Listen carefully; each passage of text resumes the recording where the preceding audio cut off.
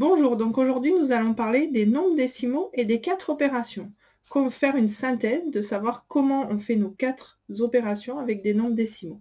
Donc je rappelle que dans ma méthode, les nombres décimaux sont vus dès le CP.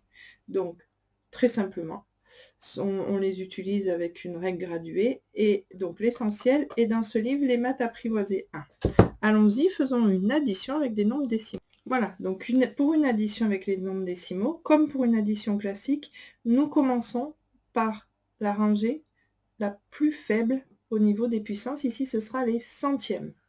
Donc, allons-y. Il faut bien les positionner les uns au-dessus des autres et bien imaginer des colonnes, unité, dixième, centième, dizaine. Voilà. Donc, il faut faire attention à l'écriture. 4 et 6, 4 et 2, 6. 3 et 1, 4. Nous voyons notre virgule, nous la posons. 9 et 5, 14. 4, je retiens 1. 3 et 2, 5 et 1, 6. Le résultat est 64,46. Passons à la soustraction. Voilà, le fonctionnement est identique avec une soustraction normale, sans nombres décimaux. Donc là, avec les nombres décimaux, il faut bien penser, comme tout à l'heure avec l'addition, écrire les unités sous les unités, les dixièmes sous les dixièmes, les dizaines, etc. sous les dizaines. Et nous faisons notre soustraction normalement en commençant par la rangée la plus à droite. Donc, il faut toujours que cette quantité-là soit plus grande que celle-là. Donc, de 4 pour aller à 5, 1. Nous voyons notre virgule, nous la baissons. 9 pour aller à 1, c'est pas possible, puisque 1 est plus petit. Du coup, nous ajoutons une dizaine en la prenant ici.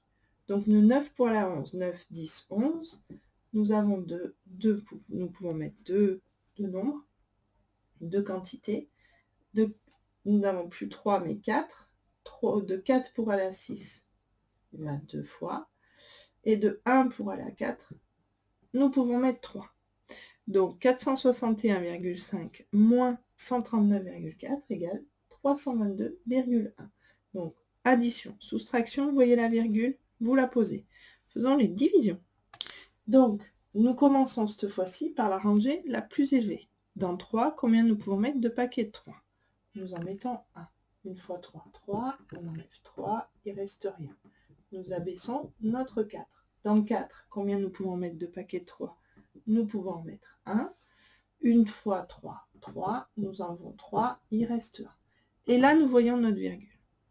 Donc tout simplement, nous la voyons, nous la mettons ici avant de continuer et d'abaisser notre 5.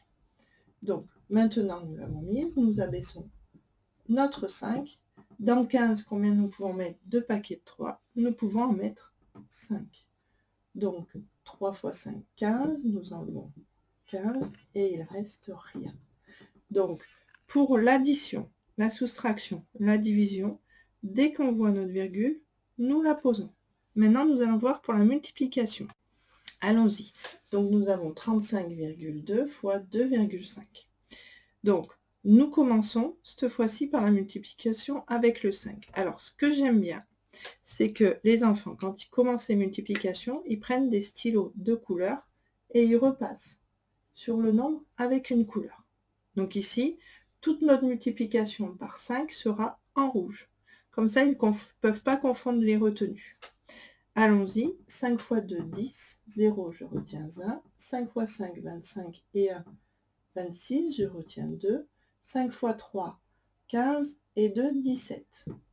Nous avons utilisé la retenue, nous la rayons.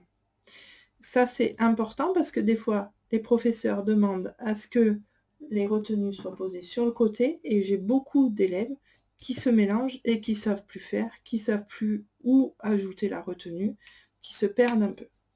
Nous repassons sur le 2 avec le stylo noir. Donc ici, nous pouvons observer que nous avons vu la virgule, mais nous ne nous en occupons pas. Donc, la multiplication par 2, nous avons pris le deuxième chiffre ici, du coup nous allons mettre ou un point ou un 0 ici. Et nous recommençons, 2 fois 2, 4, 2 fois 5, 10, 0, je retiens 1, 2 fois 3, 6 et 1, 7. Qu'est-ce que nous devons faire après? Nous devons faire l'addition de ces deux résultats pour obtenir le résultat final. Donc 0 et 0, 0. 6 et 4, 10, 0, je retiens 1, 7 et 1, 8, 7 et 1, 8. Et ensuite, nous devons poser notre virgule. Maintenant, nous avons fait la multiplication. Il faut s'occuper de savoir où va être notre virgule pour le résultat final. Donc, nous venons ici et nous allons compter le nombre de chiffres qui sont après la virgule. Il y en a 1 et 1, ça fait 2. Donc, nous venons ici, nous comptons un chiffre, et nous mettons notre virgule ici. Voilà, maintenant vous savez tout sur les multiplications, divisions avec des nombres décimaux. Je ne trouve pas que ce soit très compliqué, je trouve par contre que c'est très regrettable que les enfants les apprennent trop tardivement dans leur scolarité, dans leur connaissance, parce qu'on crée des blocages, on donne l'impression que c'est infaisable et incompliqué, et c'est vraiment très très très regrettable. Bonne journée, au revoir.